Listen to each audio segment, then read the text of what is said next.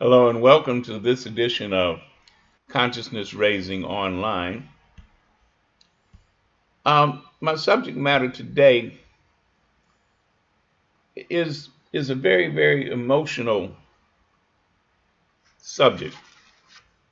So I'm going to ask that you um, go a little extra today. And what I mean by that is if you feel that some of the information is targeting you, I want you to just try to maintain a little bit of objectiveness. To understand is not you are not a target. Nobody's trying to hit on you or in a negative way. I'm simply going to try and present some information,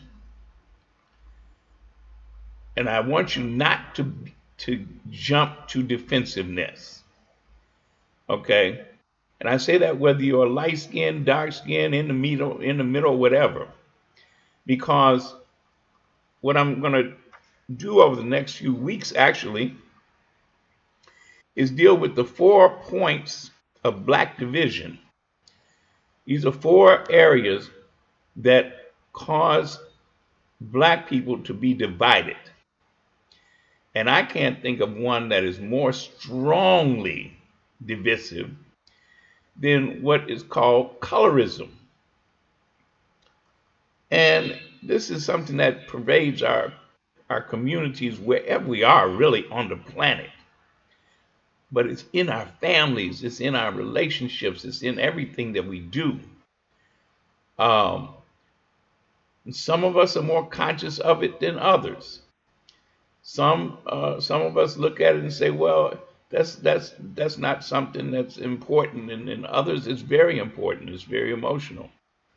Uh, so I want to try and deal with this from a historical perspective because I believe that if we understand where it came from and why it exists, that gives us at least a start to reach to each other to do some healing and put this and combat it. It's going to take some time to get it out of us, because of how it got into us and because it supports racism. Now, let me be clear. I call this colorism and prejudice because here's the thing: understand what prejudice is. It's important that we keep this definition forefront. Prejudice is prejudging, prejudging, judging before we have adequate information, before we have a knowledge of something. It's different from racism. Okay? Prejudice is not racism. Racism is different. I'll explain that in a minute. But understand colorism actually takes advantage of our prejudices because we prejudge others. You follow me? We prejudge others. Now, what is colorism? What is colorism? Let's break it down in a serious way. And if you have the ability to put this on full screen, it probably helps to read it. I'm not sure. Um, Colorism, I say, is a persistent problem for people of color. Colorism or skin color stratification. What does stratification means? It means hierarchy. Okay, is a process that privileges light-skinned people of color over dark in areas such as income, education, housing, and the marriage market. One of the things that almost universally you'll find is that, especially in the United States, if you go to different cities where there are large black populations and go to where we have the projects or low income housing, it's kind of strange. It's not strange, but you'll very seldom see light skinned black people, families in low income housing in the projects. Go do it for yourself, check it out. But there's reasons why that is. Okay? In education, you tend to find sometimes lighter skinned people in certain positions, and the same thing plays out in income. And marriage, we ain't got to even go there yet, because we'll go there, because this is something that we heard when we were children. Most of us uh, don't bring home no dark skinned person, whether it's a wife or a husband, a boyfriend, girlfriend. Now, research demonstrates that light skinned people have clear advantages in these areas, okay, even when controlling for other background variables. Now, here's something, though, that's very important. However, dark skinned people of color are typically regarded as more ethnically authentic or legitimate than light skinned people. Now, what does that mean? Well, we generally tend to think that dark skinned people are more real, okay? Because there's this belief that lighter skinned people are diluted, right?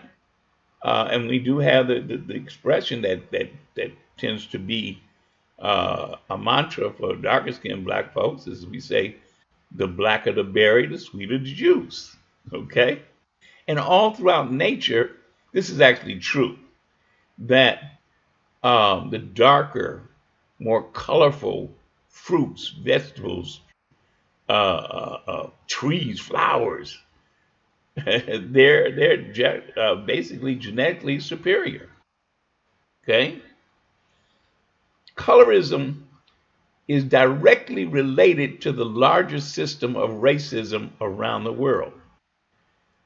Okay, and I'll come back to that in a second, but I want to repeat that. Colorism is directly related to the larger system of racism around the world. The color complex is also exported around the globe and helps to sustain the multi-billion-dollar skin bleaching and cosmetic surgery industries. Now, let's talk for a minute about colorism and racism. Okay?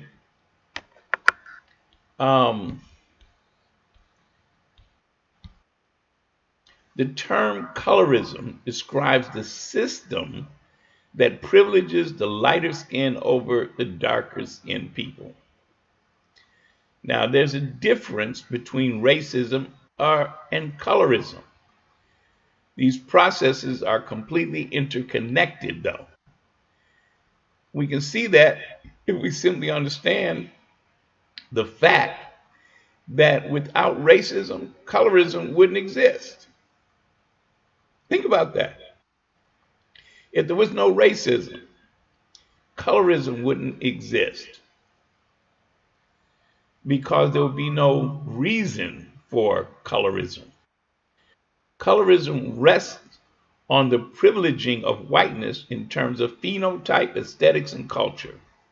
Phenotype meaning in terms of races, colors. Okay? Aesthetics is what's considered to be better. However, it is also useful to see these two processes are as distinct because people of color may experience racism in different ways depending on the color of their skin. And that's true.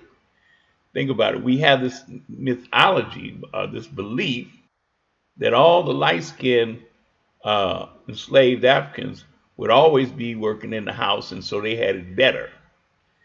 I don't know if it was better, it was different. They tended to get raped more and had to live with the terrorism of any white men in the household, and their friends could just rape them at will. And also, they had to deal with the anger of the white woman because she had to serve the white woman in a lot of cases. And trust me, if some of them didn't care that they were getting raped, that the men would have them or that their husbands would have them. Some hated that, and they took it out on the slave. You see, so it was experienced differently. Um,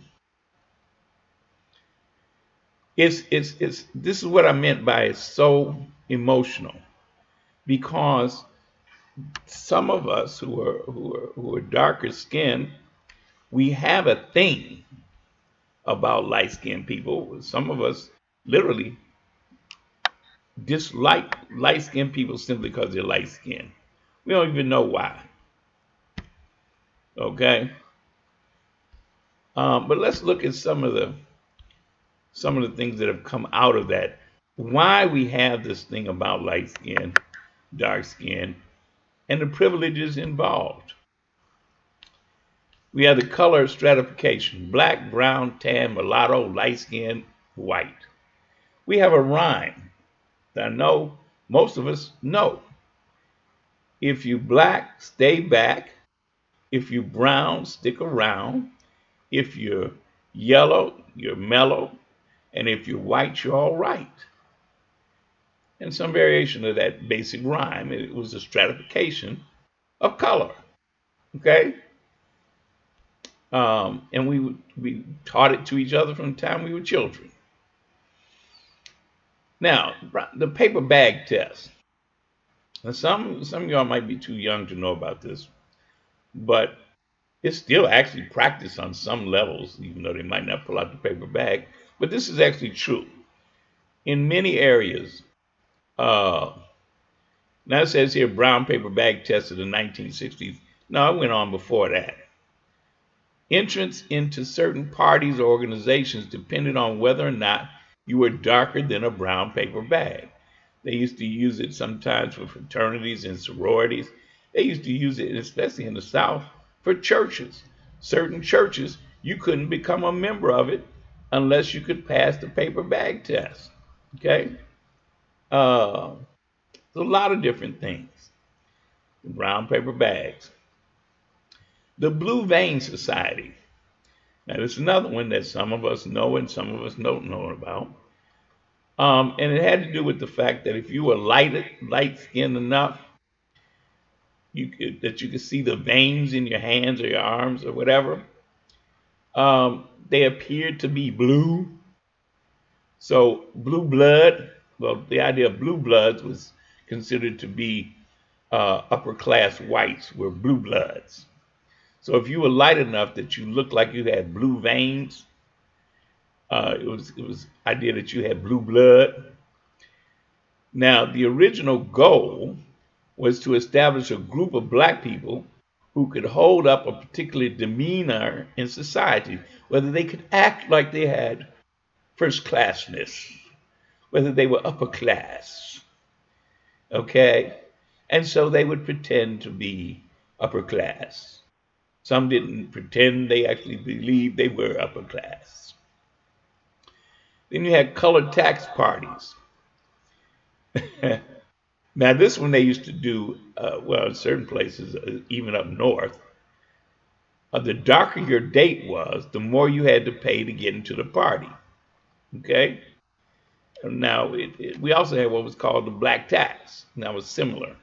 We knew that if you were black, you had to pay more for certain stuff. And then the Brown Fellowship. The Brown Fellowship, their focus was to assimilate into white culture while benefiting from the ownership of slaves. They used their money to further distinguish themselves from dark skinned blacks, even those who had equal wealth status. Now, here's somebody that you may not realize, but they practiced Brown Fellowship. His name was John H. Johnson. He was the president and CEO of Johnson Publishing Company, which put out Ebony and Jet and all of that, right? Now, here's what's not generally known. John H. Johnson never gave money to black organizations or black charities. Okay? He gave lots and lots of money to white charities, to white organizations, so he could go up in these organizations. Okay? No, it's true. If you were able to go back through the records, through the media, you would see he was always at some kind of white function, charitable function. He got a kick out of being able to go to these white functions, and they would mention him because John H. Johnson gave some money to him. Okay? But you never saw him in nothing black because he didn't play that. Now it's sad because he basically made his money off of black people and went and gave it to the white people. And eventually it came around to where once he passed and his wife passed, it passed on to his daughter because they adopted a son and a daughter. They never had any biological children, but they adopted a son and a daughter. The son died years back, so it fell upon the daughter, who really, well, let's put it this way: Johnson Publishing is now defunct for all practical purposes because they couldn't make the transition to a new world, and the daughter could not figure out what to do. What's really killing is that they have so many photographs, and they should have done better with the photographs.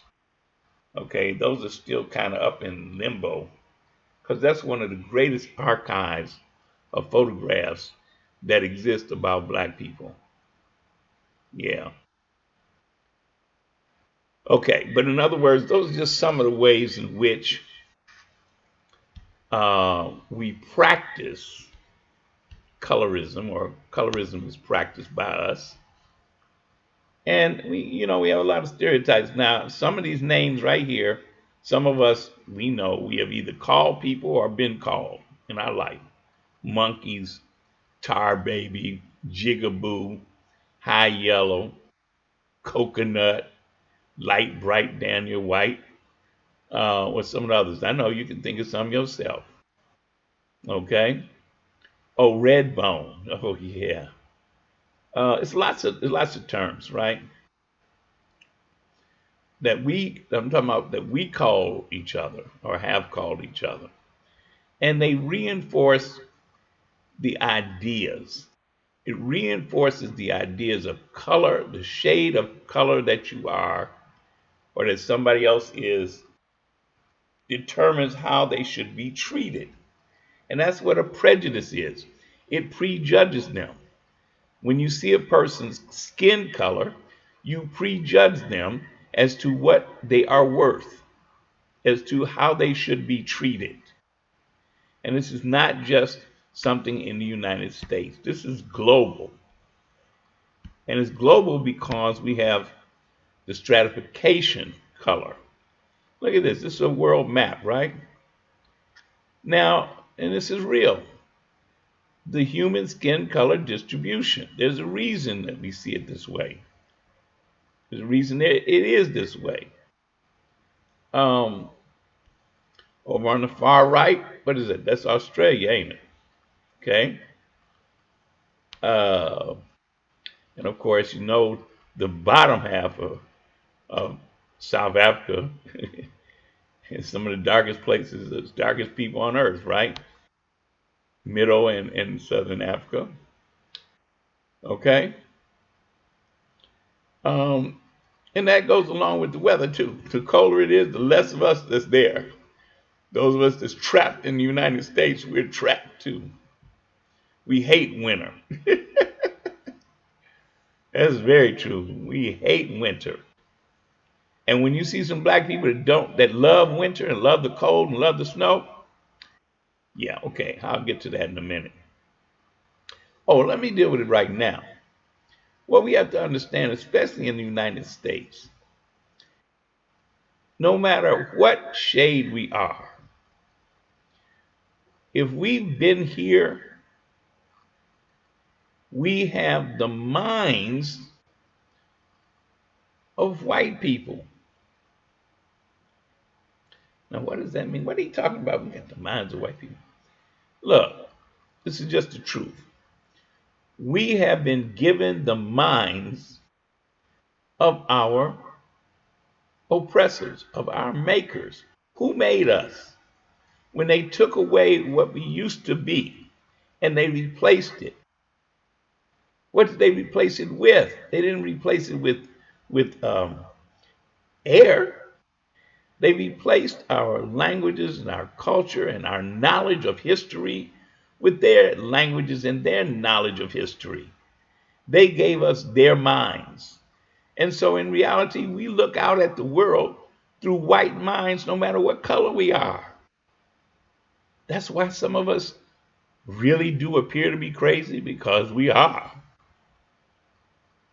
Can you imagine a dark skinned black person who worships white people? Well, yeah, we all know people like that. Do we know dark skinned black people who crave a mate who is white or very, very light? Has nothing to do with love, it's what they are attracted to. How does that happen? How does that occur? It occurs because of how our minds have been programmed. Okay? So it's painful. Remember, I told you I want you to just deal with this, but don't get defensive. Listen to what I'm saying so that you can understand why certain things are. Okay? Now, this has led us, not just here, but all over the world, to a desire to be lighter. A closer look at the world of skin bleaching. And this will come back again because we're not going to. Now, how many of us have seen this? Lucky Brown Instant Brighten Cream. Why do we have this? Why do we have this issue of skin color? Well, there's one reason. It's a $10 billion business. Okay? $10 billion. Now, what does skin bleaching do? It lightens the skin tone. It provides a more skin complexion, more even. But here's the other thing. It suppresses melanin. Because we have melanin. Melanin is what causes color in our eyes, in our skin. It's what causes color, melanin. Skin bleaching or lightening, what it does is suppresses or lessens melanin production in order to make your skin lighter. Now that should cause us pause right there. because a chemical is used to suppress melanin. Hmm. Um, yeah, and we have seen this grow and grow and grow, and it's not just in Africa. It's not just here. It's all over the world. It's all over the world. Uh, yeah, we'll come back to that in a minute. But what I want to do right now, I want you to follow along with this idea as you watch. Look at these graphics. Some of these people we know. Now, for many, many years, virtually the only black people you saw in the movies and on TV were dark skinned black people who were in certain roles. Um, you know, the black man was either a Stephen Fetchit type, and the woman was like a maid. But now there was a period of time when we made our own movies. Oscar Micheaux, right there, one of his movies, Within Our Gates. Although he still tended to use lighter skinned black people. If he had darker skinned black people, they generally played um, more negative roles. But then we got to the 70s and we started fighting back, although Hollywood didn't. They still used us as maids, drug addicts, and slaves. Okay. We still had the issue or the problem with black children being brought up to think white was right. And we had the media do things like this here. And Gabby Sidibe was just one of many. They would lighten them up on magazines and claim, no, we didn't do that. That's just the lighting. The lighting made them look lighter. We saw them do it where they do the opposite. They make you look darker if they wanted the negative. They did it to O.J. Simpson, right? If you're in favor, they would lighten you on magazine covers. If they were against you, they would darken you. Now, in some cases, like with uh, sometimes the sister or brother was too dark to even lighten them up.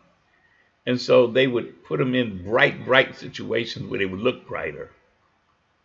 Okay. Um, but what would happen was this: males, black males tended to be able to get better treatment being darker than dark skinned women. Now, this wasn't universal, but there still was a tendency that lighter skinned black women got certain roles and black men, even if they were darker, could get better roles. Okay. Um, Now you have a few more darker skinned black women who might get decent roles.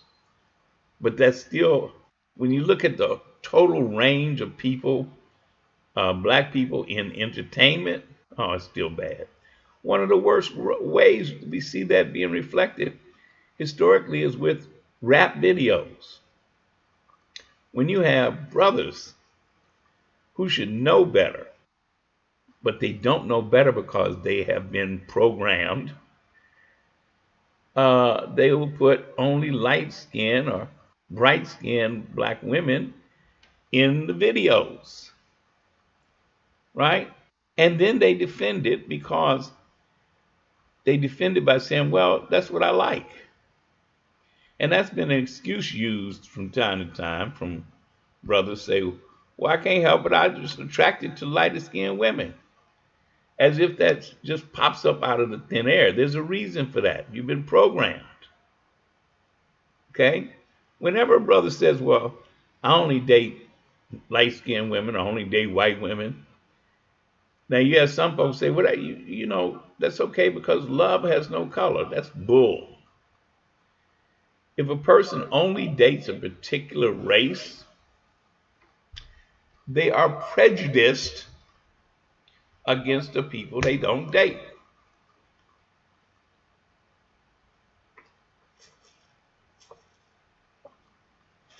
Excuse me, I had to get a sip of water here. Um, if a dark skinned brother has a dark skinned mama, but he only dates white women, and he says, well, I can't help it, that's just what I'm attracted to. There's a reason. That's a political choice. Ain't got nothing to do with love. Okay? If a dark skinned black woman only dates white men, she's prejudiced against her own self. Okay? And I've heard this. You've heard it too. From black men and black women. Darker skinned black women, darker skinned black men will say things like, well, black people never treated me decent. Black people always treated me bad. So white people are the only ones, a white man, the only one ever complimented me. A white woman knows how to treat me, whereas black women don't know how to treat me right. Okay? That's excuses. And it has to do with how we're programmed. Remember what I said? We have the minds of white people. You think I'm jiving about that? How come it is we are the best actors in the world? We can act any role that they drop. We can outact white people on anything you name. We can outact them. Okay? Yeah, for real. Now, let me show you how sick this can get to be. Not too long ago, this company, white company, decided they were going to do a film about Nina Simone. So they chose Zoe Saldana to play Nina Simone. Now, it's not it's not necessarily a bad thing to have an actor or an actress play the role of a lighter skinned actor or actress play the role of a darker skinned black person. There's nothing wrong with that per se if they're playing the role. But if they change how they look in order to make them try to look more like the person they're playing, that's a problem. As you see right there, there's Zoe Saldana on the left, and there's Zoe Saldana on the right as Nina Simone. Okay? Now, what did they do? Not only did they use skin darkener, they also gave her a fake nose. Okay? And of course, gave her a fro. Here's Nina Simone on the left. Here's Zoe Saldana as Nina Simone on the right. Okay? Um, that's a shame. But do you understand what I'm saying?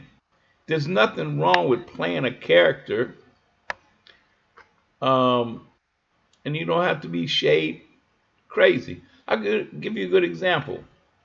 Denzel Washington played Malcolm X. Malcolm X was known as Detroit Red, meaning that he was relatively light skinned. Denzel is not light skinned, but what they didn't put makeup on him to make him look lighter. He plays the role, and we accepted him as playing Malcolm X. Did it brilliantly. You see, we don't have to put blackface on and prosthetics in order to look more like somebody. And that's where, to me, Zoe Saldana was wrong to accept that. She should have said, no, I don't need those. I'm going to play her I'll just play her as best I can play her. You see? You follow me? We don't need to go down that road of blackface. In 2020, we still got some white people that come Halloween or any excuse they can think of to put on blackface, they still do it. And they always claim the same thing. Oh, I didn't know, I didn't mean to hurt anybody's feelings. I wasn't trying to be racist. No matter how many times we go over the history of blackface, they would do it. They'll do it anyway. Okay. Um, Now, here is just like they got a food pyramid. This is a colorism pyramid in Latin America. The Peninsulares are Spaniards born in Spain. Then you have Creoles born in New Spain of Spanish parents, such as Mexico and different South American countries. Wherever they speak Spanish as the primary language. See, we know Creoles as being down in Louisiana and stuff, but that's a different Creoles. Mestizos or mestizos, born of Spanish and Native American Indian parents. See, that's different from Creoles, right? Then you have Native American Indians. And then on the bottom is what? Enslaved persons brought from Africa and the Caribbean. That's black people. Okay? Now, what are black people, enslaved persons brought from Africa and the Caribbean, when they are mixed with Peninsulares, Spaniards born in Spain? Well, they would be considered mulattoes, as well as if they mix with Creoles, considered mulattoes. Okay? If they mix with Native American Indians, they just black people. Okay, so understand that you have the colorism even in other cultures. Asian culture is real deep here.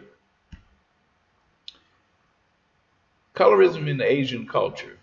Korea, Japan, and China, just as a few. Fair skin is more desirable than darker skin. Women are getting plastic surgery to achieve the westernized look, such as double eyelids, defining jawlines, and narrower noses. In India, white is seen as better, white is rich, and fair complexion equals success in one's life. Dark skinned brides are not taken to local festivals or weddings due to discrimination of their skin color. Fair skinned brides are seen as more attractive and are married quicker. Bleaching creams are used to make the skin more fair. See, it's not just black people use the bleaching creams. See, and the white man, he make money on it, period. Okay? Now, I mean, dealt with the fact that white people tend to like to be darker, but they don't want to be too dark. They don't want to be mistaken for black people. See, that's where it breaks down, right? They want some color because color is looks better, but they don't want to be black. Now, Asians, not just this with Asians, they got other situations here. Let me go into some of it. Um, Skin color and national origin. While skin color is an indicator of socioeconomic class, it may also be a marker of national origin or ancestry. People use skin color as a way of differentiating among Asians and Asians American,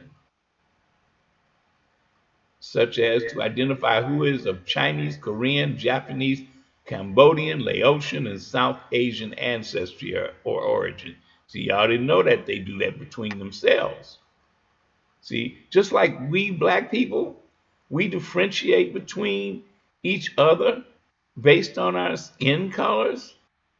Because you know we do. If somebody's real dark skinned, we say, oh, they real close to Africa, right? If they real light, we say, oh yeah, there's a lot of white people in this family. We do that in terms of trying to identify national origin or ancestry. The Asians do it too. Severe gaps in income, educational attainment, and professional status are emerging between white Asians, Japanese, Koreans, Filipinos, and Chinese, and those who are more likely to be darker and among the collective black, Vietnamese, Cambodian, Hmong, and Laotians. See, I'm telling you, it's not just us, and that's why we have to understand that we're being manipulated. We're being manipulated. That's why it's important that we understand it. Now, here's where it really gets ugly in some cases. In Indonesia, malu, which means shame. See, there are gender consequences. Okay? In Indonesia, the urge to avoid shame and embarrassment led people to lighten their skin. Malu, which means shame, is a gendered effect, meaning it affects men and women differently. See, if a woman is too dark, she's considered less valuable, where a man can still be dark, and if he has some property or a good job, then that's okay. But a woman, oh no. So she will try to do whatever she can do to make herself be more valuable. Now that's in Indonesia, but that is true in Africa, and quiet as it's kept, it's true here in the United States. We tend to genderify women in terms of their skin color.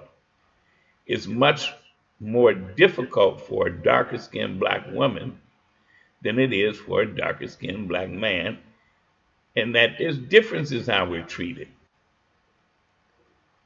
All right? Why would women feel shame about their color? They feel it because they are penalized by their skin color.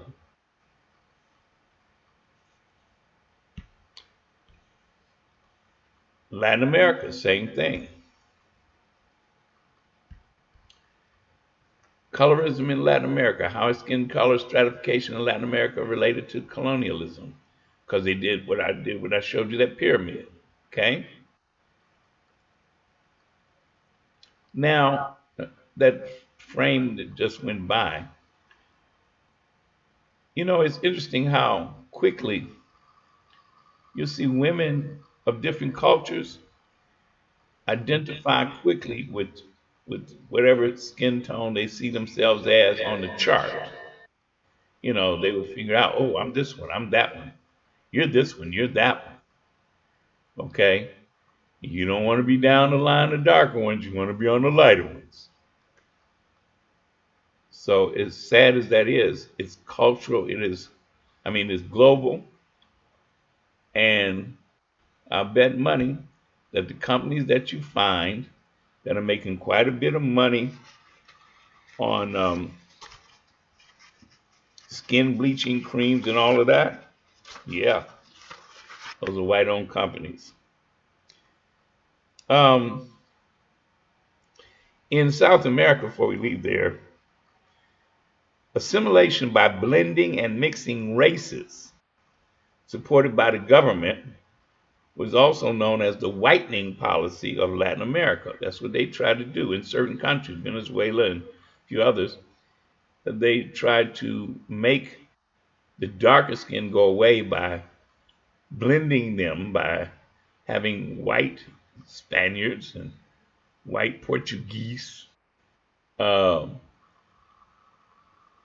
have babies or father children with the darker skinned black women, and then take the lighter ones and have them mate with lighter ones and lighter ones until you had uh, a lighter skin level that they liked. Um, White elites believed that mixed races with majora la raza improved the race, rid themselves of African and indigenous characteristics in Latin America. Okay? You still see some effects of that today, even in our communities. But I said earlier, there was this thing of don't bring no dark skinned man up in here, don't bring no dark skinned woman up in here. That was the idea that you wanted to marry up. To marry up meant to marry somebody lighter. If a child was born and the baby was uh, considered too dark, then the grandparents they would just say, "Oh Lord, the child gonna have a hard time." If it was a female child, oh Lord, she ain't gonna never get married. She ain't gonna do that well. She gonna have to get her a job doing something, cleaning houses or something. I don't know what she gonna do. Now, if it was a male child, you know what they did? They looked to see how big his penis was. Yeah, I'm just telling you what they do. Ask them if you don't believe me. If a if a child was born, a boy child was born, and he was dark, and he had a nice sized penis, then the idea was, oh, he can get along. He'll get along okay. Okay?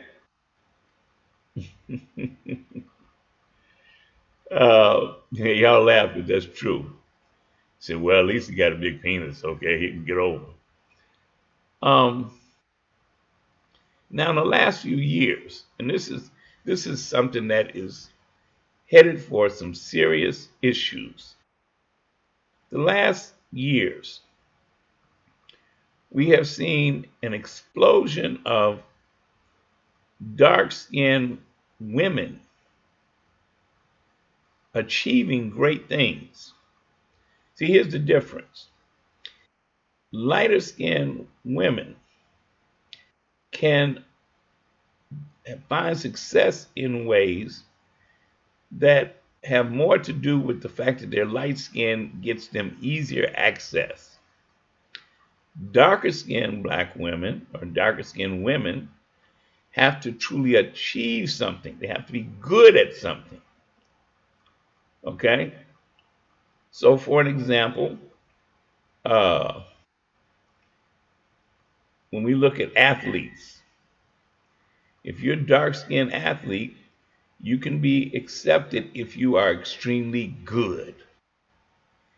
If you are an actor, you have to be extremely good. If you are, oh, we had the gymnast, her photo will come back in a minute. If you're a gymnast, like I said, athlete, you got to be really, really good if you're dark skinned. Um, the Williams sisters in tennis, dark skinned, they had to be what? Outstandingly good. They had to become the world champions, the world's best. And they still didn't want to accept that they were good. Right? Um, it's how the world is set up when it's color stratified. And there's a term we used to use, I don't know if it's still being used, but when somebody black is focused on people who are lighter. They say color struck. And here's the thing: I know brothers right now today, they are not ashamed to say, "Well, I like a light skinned woman. Dark skinned woman can't do nothing for me." And let me put it this way: it's insane. Okay, because in most cases like that, their mama's dark skinned, their sister's dark skinned. You know, if they have daughters, sometimes the daughters be dark skinned. It's like, ooh, what happened here? It's your genes. But we are all of these shades. We are all of these shades. And they have, because they put their minds in us and then fed us this dislike for shades and programmed us to follow the stratification that the lighter is the better in all situations. It tears us apart. When we see a dark skinned woman do something, dark skinned black people, we're so happy. That's why we're so happy with Michelle Obama and Barack, because she's a darker skinned black woman. Okay? Um, when we see black women in particular do things of accomplishment, darker skinned black people are so happy because it says we are just as good as the lighter skinned black people. But we have to come to terms with how that keeps us divided. We do it without even being conscious of it. We do it to the children. We teach it to the children. And if we keep teaching it to the children, we keep reinforcing something that white folks put in us in the first place. Not that long ago, I was getting on the elevator,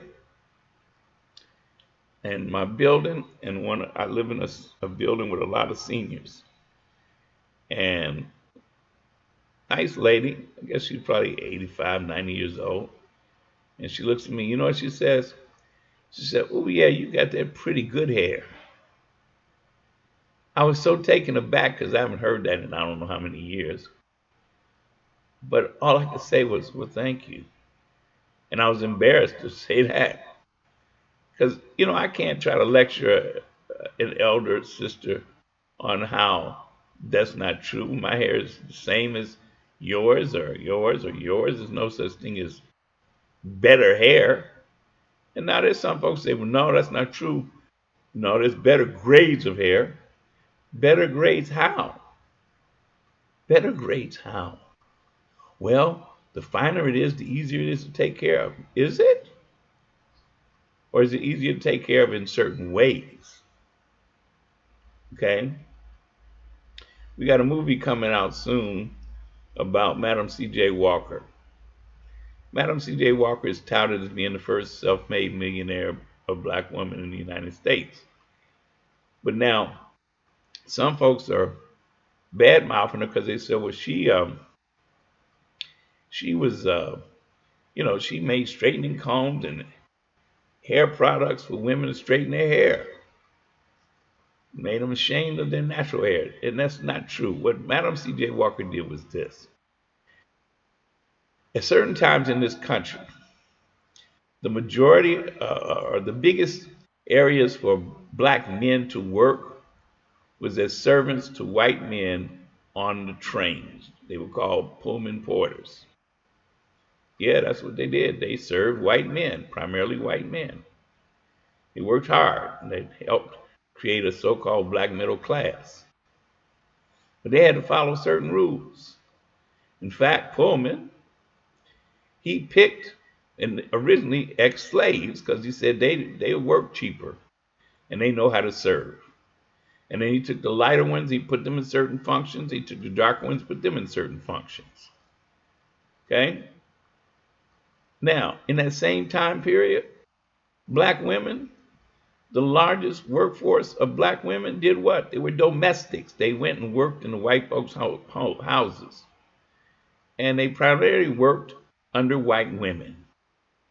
White women had certain rules.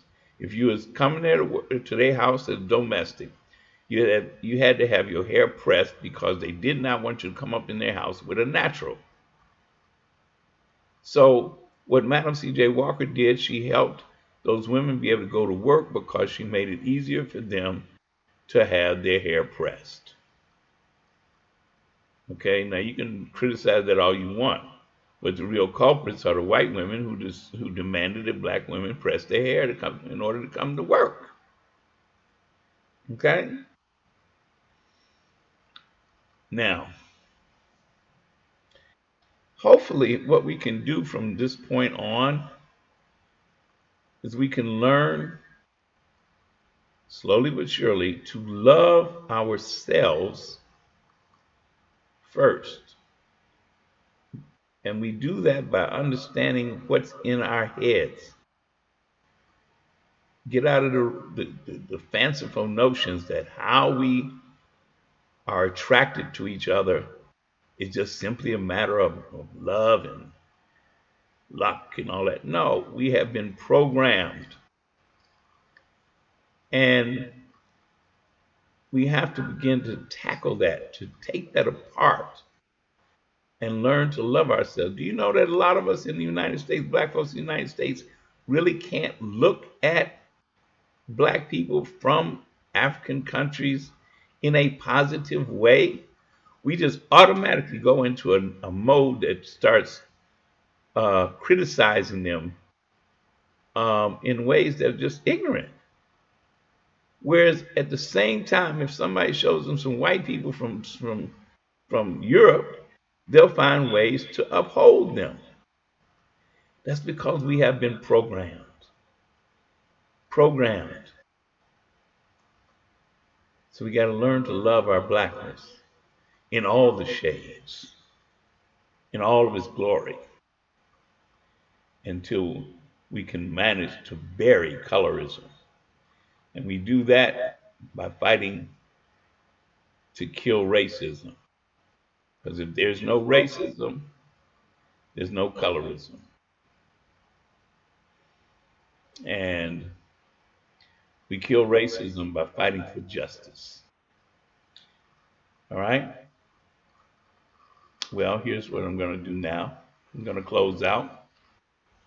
And I thank you. Next week, good Lord willing, Creek Gonna Rise, I will have part 2 on these 4 points of division, of black division. All right? As always, I close saying, no justice, no peace, no love, KNOW.